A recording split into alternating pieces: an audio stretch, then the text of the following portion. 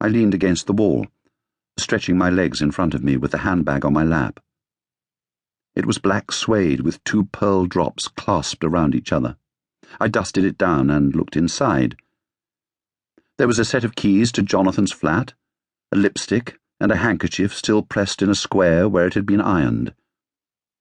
I took the top off the lipstick and sniffed it. It had lost its scent, yet kept its angled shape from the years it had stroked Nancy's lips. I held the hanky to my nose, and its perfume conjured up memories of evenings at the theatre. What I hadn't expected to find was the yellow envelope of photographs with Kodak in thick black lettering on the front. This was a precious find, and I wanted to make an occasion of it.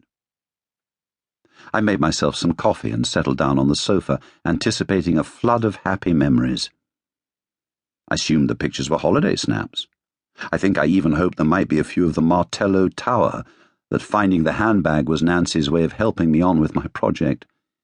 In a way it was, but not the one I had had in mind that morning. My head, which had been so clear at the start of the day, felt as if the contents of someone else's had been dumped into it. I could no longer tell which thoughts were mine and which were theirs, which ones were true and which were lies. My coffee had gone cold. The pictures were spread out on my lap. I had expected images I recognized, but I had never seen these pictures before. She was looking straight into the camera. Flirting? I think so. Yes, she was flirting. There were colour photos. Some were taken on a beach. She was lying there, a smiling sweetheart on holiday in a red bikini. Her breasts were pushed up as if she was some sort of pin-up girl, and she certainly looked as if she thought herself a very desirable woman. Confident. Yes, that's what it was, sexual confidence.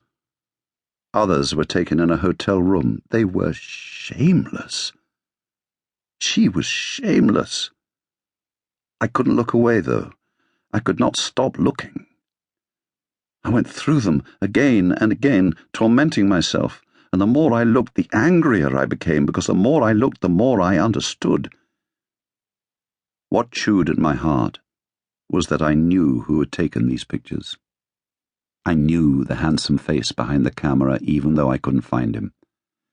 I looked and looked, but no matter how many times I went through them, all I could see was his shadow caught on the edge of frame in one shot. I even went through the negatives, holding them up to the light in case there was one of him that hadn't been developed. There were more negatives than prints, and I hoped one of these might reveal him, but they were blurred, out of focus, useless.